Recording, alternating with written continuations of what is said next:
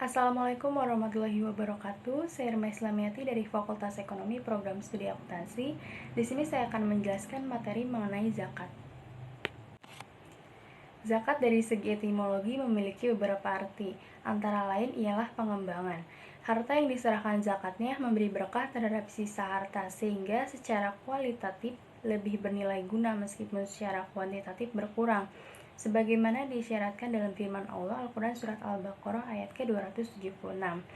Zakat juga berarti penyucian. Dengan pengertian harta yang telah dikeluarkan zakatnya menjadi sisa suci dari hak orang lain yang oleh Al-Quran dilarang memakannya. Allah Subhanahu wa Ta'ala berfirman dalam Surat Al-Baqarah ayat ke-188.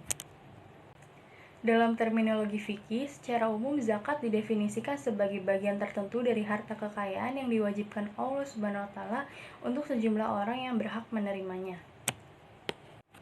Nah, dari beberapa pengertian yang udah dijelasin tadi, makna bahwa zakat memiliki dua dimensi, yaitu dimensi ibadah yang dilaksanakan dengan perantaraan harta benda dalam rangka mematuhi perintah Allah Subhanahu wa Ta'ala dan mengharap pahalanya, dan dimensi sosial yang dilaksanakan atas dasar kemanusiaan.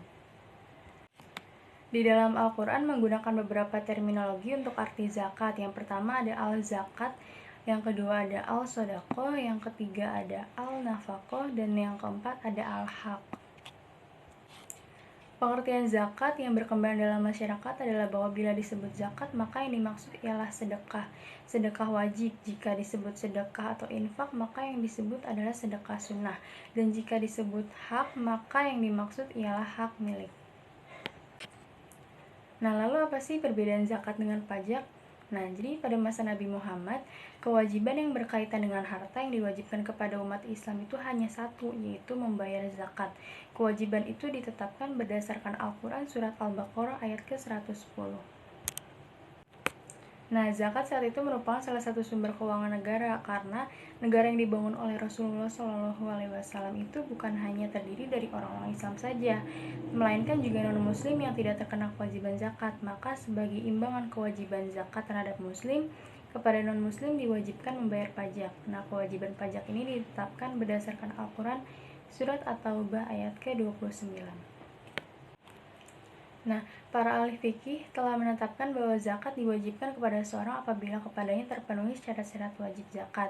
Yang pertama itu merdeka, yang kedua Islam, yang ketiga balik dan berakal, yang keempat menetapkan satu nisab, dan yang kelima harta itu milik sendiri secara sempurna. Nah, selanjutnya ada 8 golongan yang berhak menerima zakat. Yang pertama ada fakir, yang kedua miskin, yang ketiga amil, yang keempat mu'alaf, yang kelima rikob, dan yang keenam garimin, yang ketujuh fisabilillah, dan yang terakhir ada ibnu sabil. Selanjutnya ada harta yang wajib dibayarkan untuk membayar zakat. Yang pertama itu ada emas dan perak. Kewajiban mengeluarkan harta kekayaan dalam bentuk emas dan perak ini ditetapkan berdasarkan hadis Nabi SAW, yaitu dari Ali Karamullah Wajihah bahwa Nabi SAW berkata, tidak wajib atasmu mengeluarkan zakat emas kecuali bila sampai 20 dinar. Bila engkau telah memiliki 20 dinar emas dan telah sampai haulnya, maka zakatnya dikeluarkan setelah dinar. Hadis riwayat Abu Daud dan Al-Baihaqi. Yang kedua ada harta perniagaan. Yang dimaksud dengan harta perniagaan ini ialah segala harta kekayaan yang dipersiapkan untuk diperdagangkan. Selanjutnya ada unta, sapi, dan kerbau, serta kambing yang bisa dibayarkan untuk membayar zakat. Lalu apa sih yang bisa didapat dari kita setelah membayar zakat? Yaitu ada hikmahnya. Nah, hikmah yang pertama itu mengikis sifat-sifat kekikiran dari dalam jiwa seseorang muzaki, serta melatihnya untuk berjiwa dermawan seperti diisyaratkan Allah Subhanahu wa Ta'ala dalam firman Al-Quran Surat ke-9 ayat ke-103. Yang kedua, menciptakan ketenangan dan ketentraman, bukan hanya terhadap penerima mustahiknya, tetapi juga kepada muzakinya. Yang ketiga, ada zakat bila diserahkan kepada mustahiknya secara ikhlas, di samping memberi keuntungan terhadap kebaikan akhirat, juga menambah nilai harta yang tersisa dengan arti pengembangan dan pemanfaatannya lebih baik.